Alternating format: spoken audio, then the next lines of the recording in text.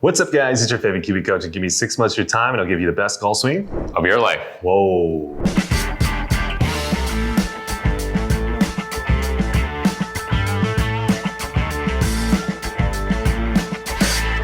So welcome back to the channel, guys. In this particular video, we have the one, the only, the infamous Hiro-san. Welcome back to lesson number 2. Say hello to the audience. ありがとうございます。Thank you so much, Mike.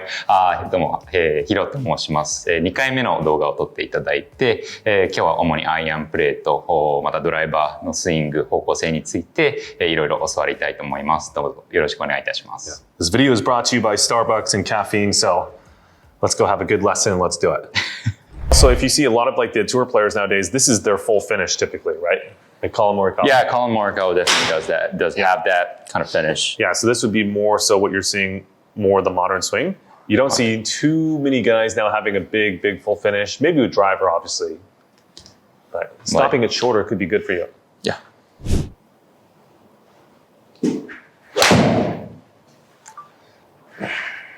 How's that feel for the finish? More control? Yeah, it was a lot more control. I think I can shape my ball flight a lot more. Let's take a look at this. Let's just play it through at normal. I think I'm in a really good posture, just by having that finish. Really good top. Watch as you come through. Nice. This is quite good. So I think this wasn't quite as good as the one before. So here to here is a little high. Yeah. But this should be your full finish right here. Now the way we get there should be slightly different. So I'd like this. See how we got there that way? Yeah. So the arms are a little bit lower exit here versus this one was a little bit on the higher exit with the arms. Should I pull my arms lower around from like P6? Should I drive my arms? Like, should I cover the ball more? Yes. Get one left, like almost like that. Yeah, so your feeling should be, so as you're rotating and extending, and this is something I haven't talked about yet, so I'll further clarify for you. Yeah. So as we're rotating and extending, I think the image should be right around this position. Imagine like there's a wall right here. And then you have to go really low and left to miss that wall. That's kind of the image. So you're still trying to rotate, you're still trying to extend, but the overall direction is almost off at a 45-degree angle. Would be closer to your image. Okay. And I think you should start that right around P6, maybe somewhere around there, or maybe hit the ball and then try to do that. One of those images would probably work out really well. Hit the ball and miss the wall in front of you. So to give you a simple, around my hip height. Yeah, a simple image to set up real quick. Yeah. So I don't know if we did this last time. We kind of did on the very last lesson, early June or something. Early June? Oh, the last time we filmed? Yeah. No. No, it was before that? Yeah, it was before that. So here. So this is a membership exclusive. Okay. All right. So kind of the setup. So if I had this image here, but like out here, don't hit the ball, but now try to make a swing.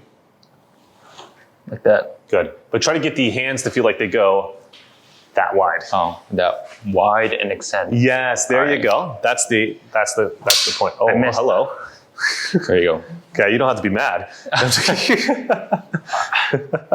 Extend, low. Exactly. Extend. So you got you checked all the boxes. All right. We got the rotation in the elbow. We got the extension, and then we got the left. Extend and low and left, all right. Yeah, because I get really narrow when I try to do that. Like my thought was like, oh, I can get really, like from here, I almost stop and just like I think you start too early almost sometimes, or you start too early, or there's not a conscious thought of being wide with that. So like to bring back that example, if I had that alignment stick. Yeah, almost at my pocket height. Try to get your hands to go this wide. Right? That's kind of the image. Right. It's going wide, but low and left. Oh, good. Now, the strike wasn't very good. That's okay. It was all right. It was all right. Oh, I almost shanked it. I was going to say. It sounded shanked. It sounded like a mini shank to me. Oh, damn. All right, John Rahm. I think I was going too quick, but... Yeah, the starting point was a little early. But watch this. You're going to love this exit. Shank. That was a bullseye shank. Nice. There we go. Damn. There's the height. So arm is going, the elbow is pointed really perpendicular to the ground almost. And here's the exit here. Here. Versus the one before, I don't know if I deleted it though. This might be the bad one or the good one, I can't remember. Yeah, this one's much higher, see that? Yeah.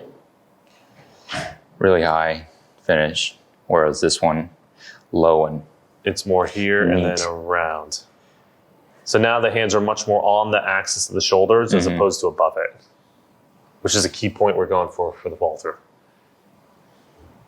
All right, let's see if we can keep going. Let's try to even overdo it. So it's okay if you kind of get a little bit shanky for now. Yeah. I just want to see, just for the fun of it, you overdo one to where the hands are below the axis of the shoulders. Exactly. So super, super wide, but below. And let's see what we got here. So here, one second, let me get this ready. Yeah, just overdo one. Yeah, there you go. That's perfect. Beautiful.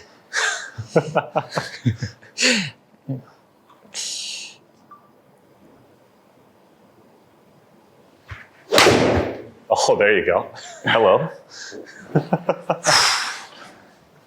That was low. That was low. So here's what this one looks like. And it's not going to be as low as you think it's going to be, but it's still lower than we want. But here, take a look here. Oh. So that's like kind of what you were doing with the alignment stick, right? Yeah. That's my feel. Yeah, so I think this is honestly, if anything, almost zero tilt. So not enough tilt here. So overdone, for sure. But not maybe as low as you felt. It was definitely not. I thought it was a lot lower than that. You thought it was going to be below the shoulders. Almost below my rib cage. Yeah, exactly. That was my feel. But so I think on the course, it's okay to get something similar to that image. Maybe not as severe, but close to that. Like kind of below the pecs or something like that. I agree with that. But one thing that I want to point out, or I want to learn before I try that on the course, I get really quick on the course, just like everyone else. So if I think my image or my fear when I try to do that on the course, I might get a lot of shanks, just like the one you saw on, like a couple of minutes ago. Because the starting point is early. Exactly. So just be patient. That's the advice. That's the simple word with the advice. But for the most part, before I get into that, do you have any questions on the actual motion of the arm in terms of checkpoint? So you understand what it should look like at shoulder height? Yeah. Okay. So point my elbow to the ground, extend, try to go low from P6, extend my elbow, make sure my elbow feel that they're pointing at the ground and extend, low finish. Almost imagine there's a little wall and at my hip height and try to miss it. Sure. That's my feel. Specific though, checkpoints so basically what you're looking for is the elbow pointing relative to the ground. So this would be almost like parallel to the ground. This would be like perpendicular. So maybe let's say 20 degrees or less as kind of a range for you. And then from here at P9, we want to see the hands going to be, not the hands, the arm is going to be relatively pretty fully extended. Yeah. So not looking this way, looking more this way.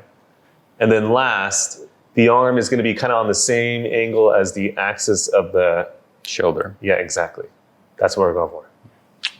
Okay, very good. So now the question is, I understand how to get there, but I'm still struggling on how to get there while not getting too steep too early or basically early rotating and all that stuff. So let's talk about that. Yeah. So the question is, and this is a very common one, I want to look like Tommy Fleetwood, but every time I do that, I look like this in transition. And then I shank the ball, right? I just come across the ball. Or really get my right or left shoulder up and duff the ball. Yeah, you swing across the ball a couple times, you hit a few shanks, next thing you know, the body's like, I don't want to do that, so then it reroutes. Exactly, yeah. That's my fault. Yeah, so it's not really, I don't think call is a major issue if the initial transition is kind of smoothed out and got in the right spot. Okay, so now, here's what we got to do. So you've always had issues with the patients down the wall, right? So maybe because you feel like it's kind of taking away your trigger and transition. Thoughts on that? Right? So for example, you don't really know what to do to initiate the downswing. You know what to do, but maybe you feel like it's not like as stable. Like you feel like maybe a slightly different image might be more stable. Maybe, yeah. I've tried getting my right hip from the top. My initial move, I tried a couple of times that I get my right hip back and then rotate. Yeah. But I still get really tilted, getting a lot of my side bend and get awkward and get into a really awkward finish. Okay. That was kind of my issue. So then I maybe what we could talk about today. All right, that's it for you guys on YouTube. But before you guys click off, Hiro, keep their attention and let's give them some wrap-up points. Mike, thank you so much. 今日は、僕のロテーションのシーケンスだったりだとか、フォロースルーに関するいろいろなことを勉強させてもらいました。またコースで、いろいろ試してみて、自分の中での学びだったりを具体的に何ですかスイングの中に取り組めたらなと思います。And other than that, make sure to like, comment, subscribe, share all that good stuff. And remember, if you guys want to help support this membership site or this YouTube channel, excuse me, sign up for the membership site with the link down below. And I'll see you guys on the membership site. Thank you very much. Thank you very much. Yep.